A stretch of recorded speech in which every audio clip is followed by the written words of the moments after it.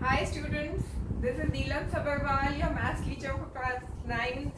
Most welcome to my class students. Today students, we shall be starting a chapter on geometry, which is the basics, which introduces you to the basics of geometry. All the other chapters of geometry stand on the foundation of this lesson. What is that lesson? You must have already guessed, students. It is lines and angles. This, students, is lesson 6 of the NCERT book. And once these concepts of lines and angles are clear to you, your basics as to what is a line, what is an angle, how is an angle formed, and all the other related terms that are used in lines and angles, once these are clear to you, the other chapters will become a cakewalk for you. That much I can tell you. So this is a very important lesson because it forms the foundation of geometry. Okay, students? So let us start with lines and angles. And in order to start with lines and angles, the first thing that you have to understand is that when you were introduced in your earlier junior classes to the concept of lines and angles, you were taught various terms as to what is a line, what is a ray, what is a line segment, what is a collinear point, what are non-collinear points. There are so many things, which you have already been introduced to. But revising those terms is a must to proceed further in this lesson. So students, listen attentively so that your concepts and basics of your previous classes related to geometry are so clear to you that the next few questions that we will do you are able to address those questions easily with a lot of ease and comfort. So students, what are the few terms which we need to revise so far as this chapter is concerned? I've already told you these points you have learned earlier in your earlier classes, and this is the revision that we would be doing so that you are familiar with these terms. First is, what is a line? This is a line which is a straight line and it extends indefinitely on both the sides. What is the meaning of this arrow sign? This arrow sign means that it is extending this way also, it is extending that way also. It is an indefinitely extended line from both the sides. It has no end point. Okay, students? This is a line. Line can be referred as AB, it can be referred as L, it can be referred as P. You can give any name to line. What is a line segment? Line segment is a segment, a part of a line which has two endpoints. A line, this is a line which extends indefinitely on both the sides, and that is why this arrow is given. In a line segment there is no arrow because it has a definite beginning and it has a definite end. That is, it has two fixed endpoints. That is a line segment. It is named as, say, A, B, C, D, anything, any two alphabets. What is the next thing in this is a ray. What is a ray? Ray has an endpoint on one side, but it extends indefinitely on the other side. This is a ray. This arrow indicates that it is extending indefinitely, and this shows that it has an endpoint. So, a line is a line which has arrows on both the sides, extends indefinitely on both the sides. Line segment has two endpoints, beginning point, end point. It does not extend indefinitely towards any direction. And a ray has an endpoint, a definite endpoint, but it has an indefinite ending on the other side, which is indicated by an arrow. That means it is going indefinitely.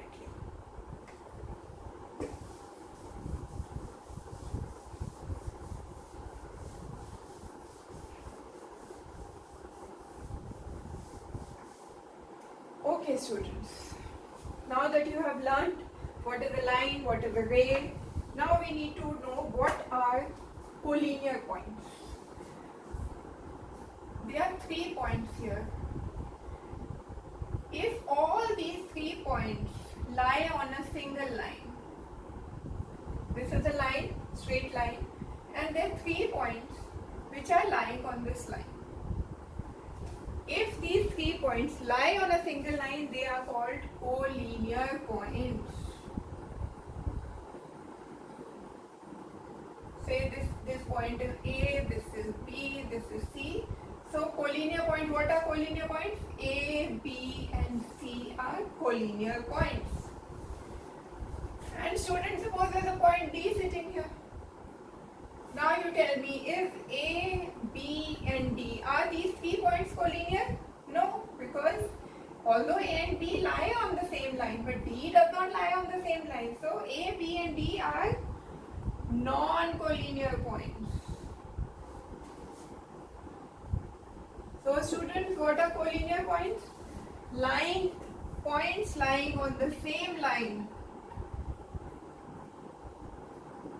On the same line are collinear points. What are non-collinear points? Points not lying on the same line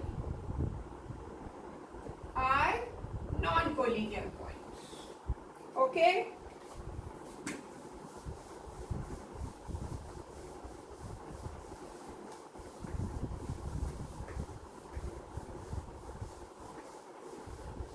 Next, students, what is an angle? An angle is formed when two ways. What is a ray, students? A line on one side it is extending indefinitely, on the other side it has an end point. When these two ways meet each other at a point, an angle is formed. Say A, B, C. What is an angle here? Angle ABC, that is this angle. The angle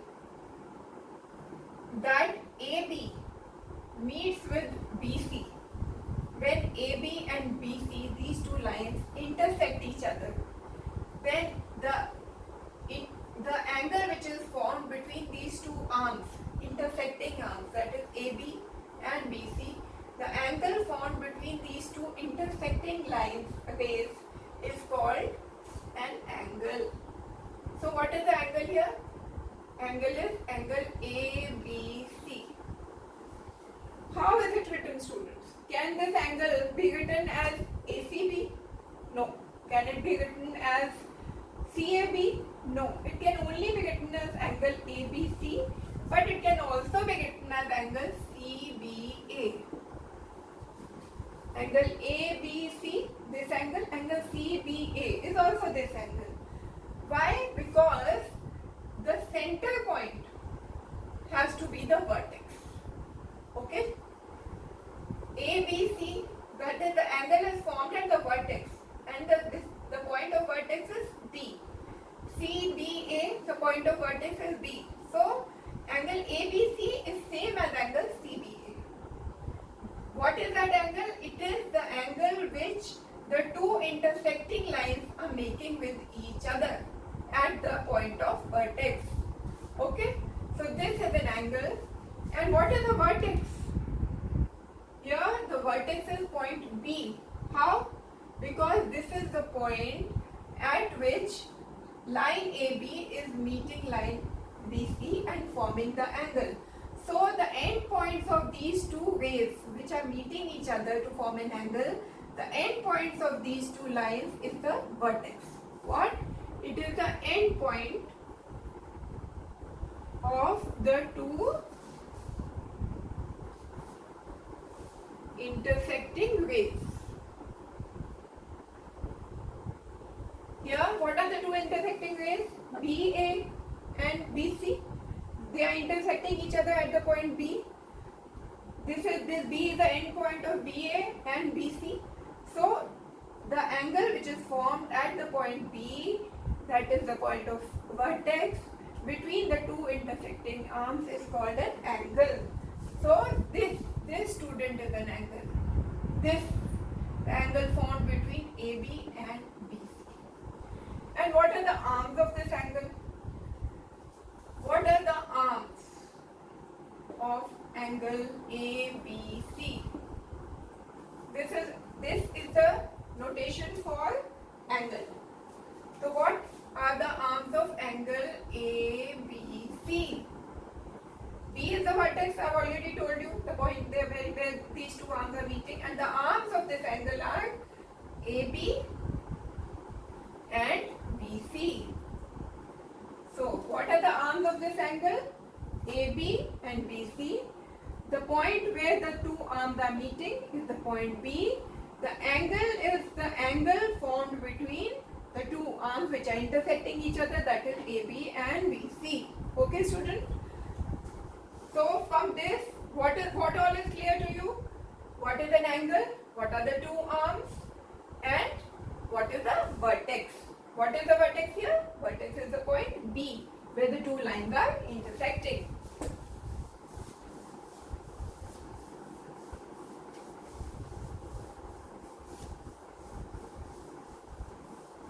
Students, even if these concepts have not been clear to you in your earlier classes, it is not late. We can clear them very easily now so that we can proceed further with a lot of ease. Now, students, when these angles are formed, when two lines intersect each other, there are different kinds of angles.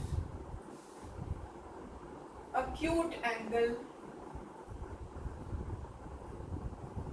This is one of the types of angles. What is an acute angle? An acute angle is an angle which is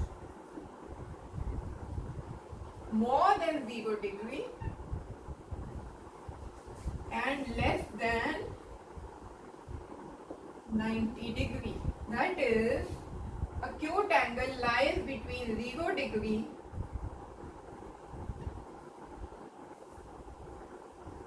and 90 degree.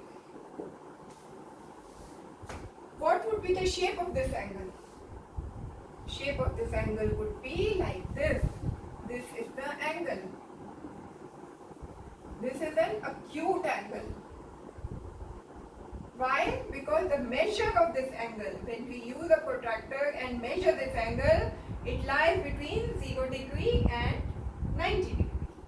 Here, angle ABC lies between 0 degree and 90 degree. That is why it is called an acute angle.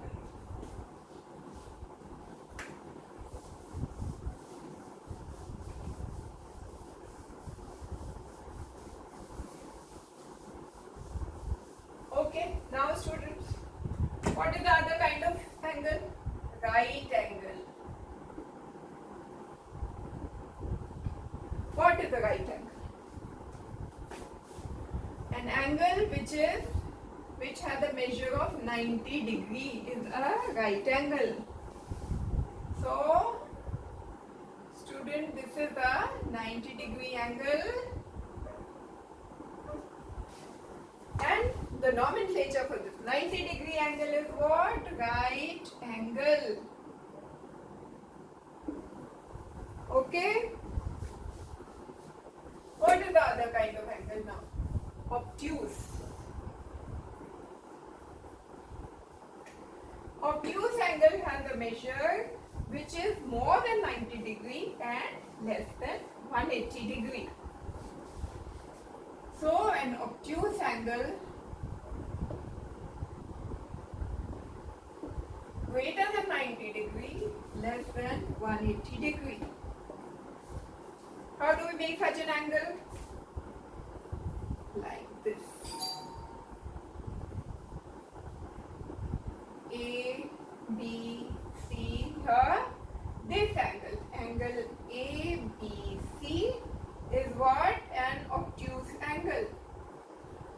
Why? Because the measure of this angle is more than 90 degree and less than 180 degree.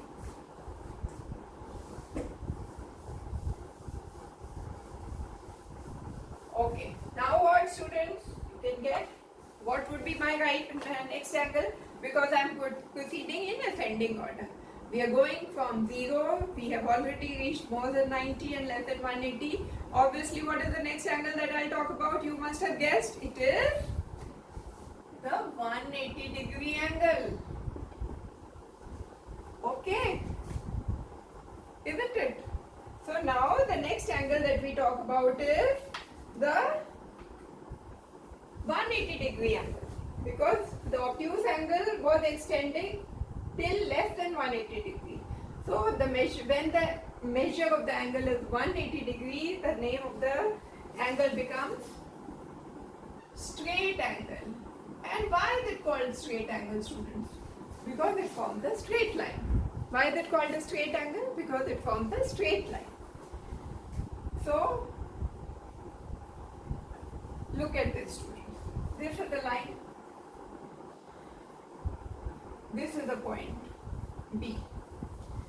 When your angle was rotating like this, when your angle has come to this side, your angle was here, it was acute. When it came here, it was acute. Here, it was right angle. Here, it was obtuse. Now, this ray has reached here. And once it reaches here, that is, it forms a straight line. Then it is called a straight angle. Okay, students? I have rubbed all the angles so that you don't get confused. Now, after rotating like this, this has become a straight line. Then this angle becomes what? This is 180 degree angle and it's called a straight angle. The measure of this angle, as I've already told you, is 180 degree, and this forms a straight line. Here, this has formed a straight line. So, the straight angle forms a straight line.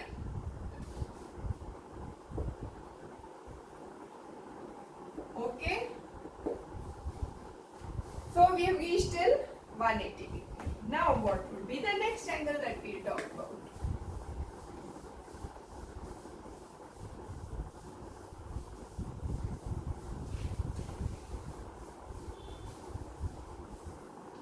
The next angle is higher than 180 degree, obviously. The next angle is what? Reflex angle.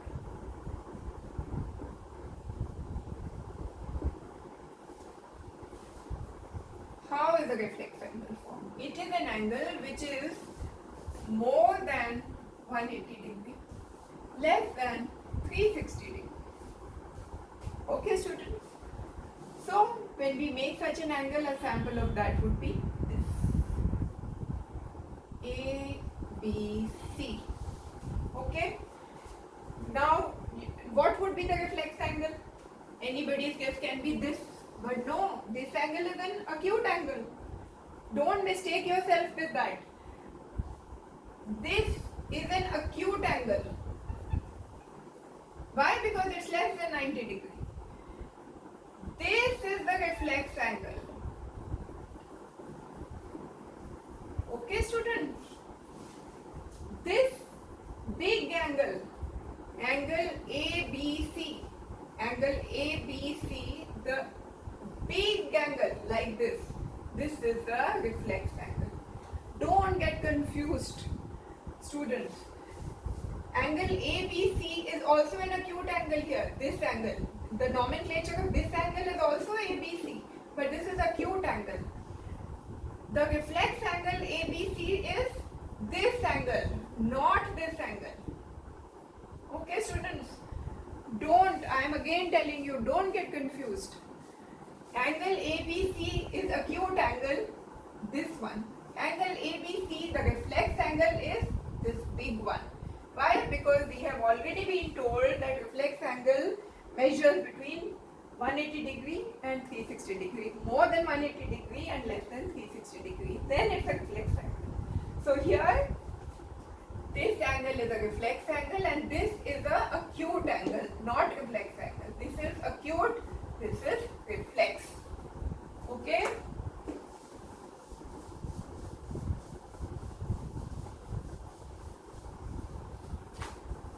students, now we come to pairs of angles.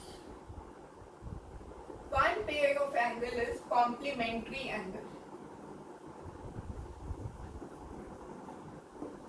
Complementary angles. The other pair is supplementary angles.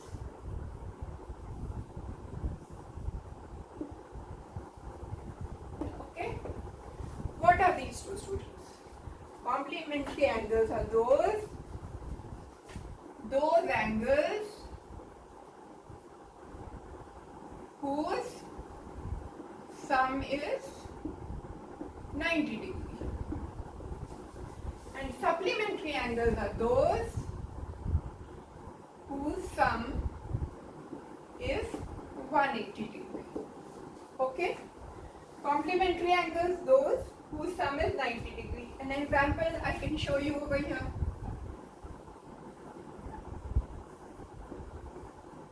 A, B, C, D. Here children, sum of this angle ABD and angle DBC. Sum of these two angles is 90 degree. So here angle ABD plus angle DBC is equal to 90 degree. So these two angles are an example of complementary angle.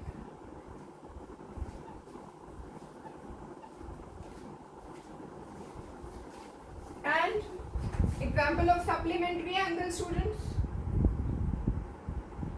Take this example. A, B, C, D. Angle ADB plus angle CDA. Angle ADB, that is this angle, plus angle CDA, this angle. Sum of these two angles is a linear pair, that is 180 degree. This is an example of what, students? Supplementary pair. This is a supplementary pair of angles. Okay, students? Okay. Now, let me explain to you the concept of adjacent angles.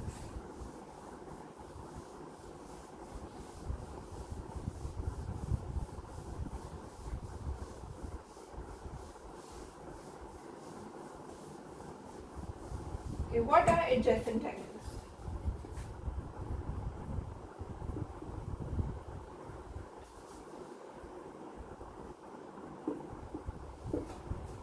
First, I'll draw the figure so that you are able to appreciate what it is. Look at this figure. A, B, C, D. Okay. Now in this figure, what are the two adjacent angles? Angle ABD, that is this angle, angle ABD,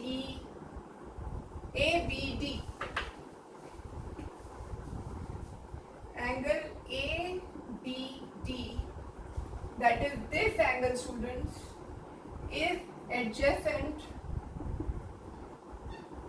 to which angle? To angle DBC. Why? Why do we say that they are adjacent angles? Why do we say that angle ABD is adjacent to angle DBC? Why? Because they meet a particular criteria. What is that criteria? That the two adjacent angles should have a common vertex. And here in this figure, what is the common vertex? The common vertex is B. Both these angles, angle ABD and angle DBC, that is this angle and this angle, they are both formed on the same vertex, common vertex. And what is that common vertex? B. What is the other criteria which has to be fulfilled to call them adjacent angles? they should have, the two angles must have a common arm.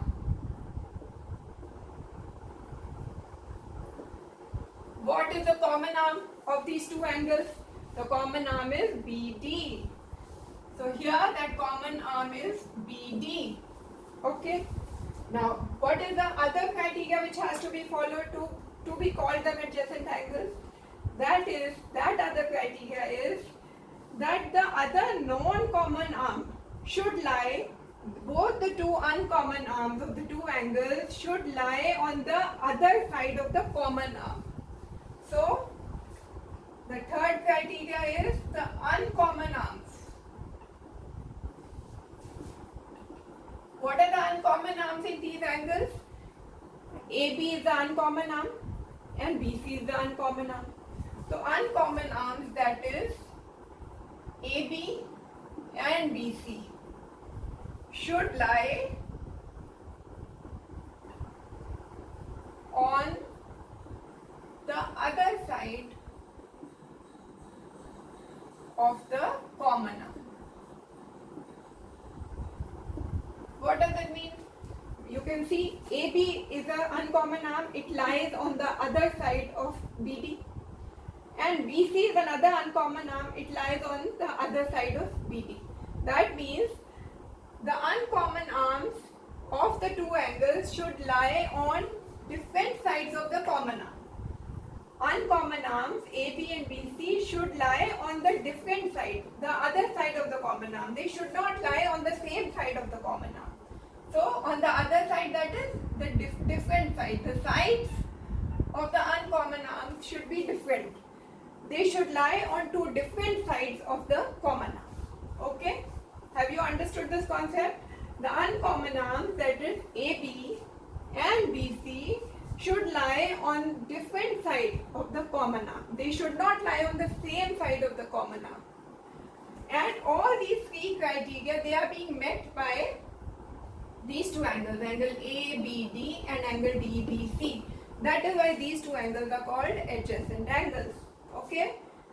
I'll just give you a brief of adjacent angles once more. Why are these two angles ABD and DBC called adjacent? Why? Because they have a common vertex, which is B. They have a common arm, which is BD. BD is common to angle ABD and BD is also common to angle DBC. The uncommon arm, that is AB of angle ABD, lies on one side of BD, that is the common arm, and the other uncommon arm of angle DBC, that is BC, lies on the other side of the common arm, which is DB. Because all these three criteria are being met, we say that angle ABD is adjacent to angle DBC.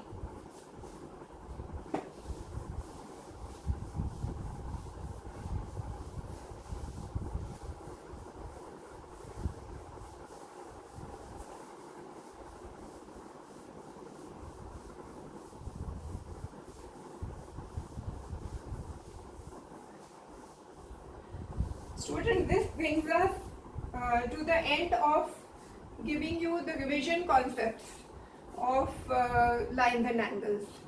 However, a few more points I would like to refresh in your mind, which are intersecting lines, non-intersecting lines, parallel lines, vertical angles.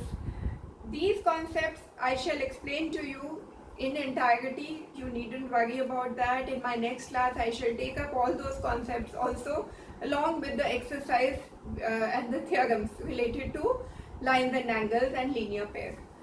I welcome you all to the next class, students. All the best to you. Have a great day ahead. Thank you.